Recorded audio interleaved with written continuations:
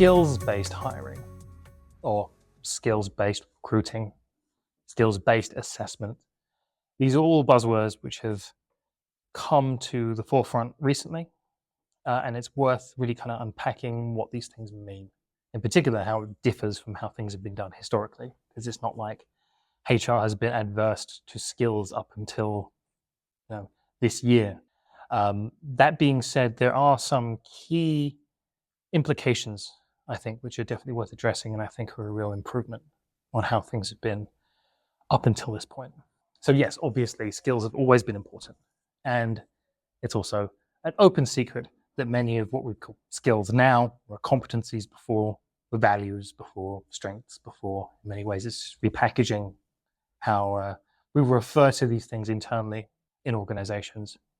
So in some ways, it's just, reinventing the wheel a little bit. That being said, one thing I do like about skills-based hiring is the shift away rather than the shift towards. So it's very much a shift away from past-orientated experience, qualifications, that sort of thing, sort of old-fashioned stuff. Even now, lots of graduate employers, well, by definition, they're requiring things like a degree, maybe even a specific degree classification. They're required to fill out a CV, and of course, they're going to scrutinize that. The logic was that there were certain skills associated with that. If they made it through university, they must have some writing skills. They must have some quantitative skills.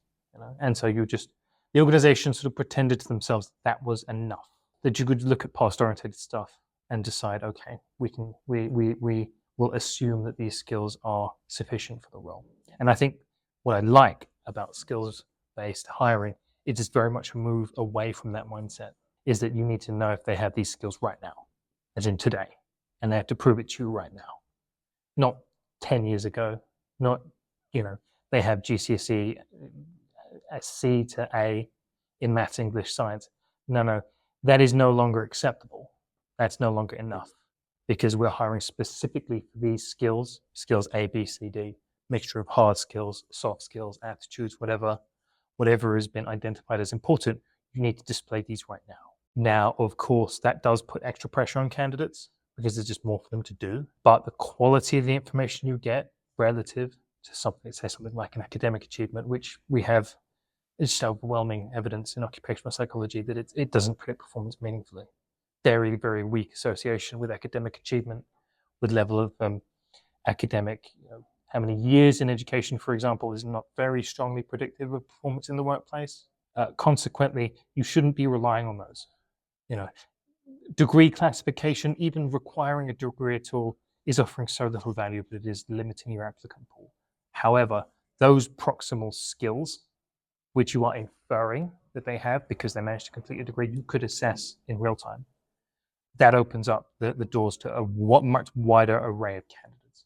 Ones outside of your target universities, ones that didn't go to university, people who are likely very smart, hardworking, and resilient, and have a great deal of those skills that you have decided are important to the role. You could give them an assessment which has no barrier to entry, unlike educational requirements, and then you just have access to these high-quality applicants that you simply wouldn't otherwise. As a result, recruitment will become more involved in that you have to do more and the candidate has to display more than simply just ticking a box and saying, yes, I have a degree. But the quality of hire will be so much greater that it more than justifies the additional effort, and consequently you can expect a very significant positive return when shifting towards this type of assessment.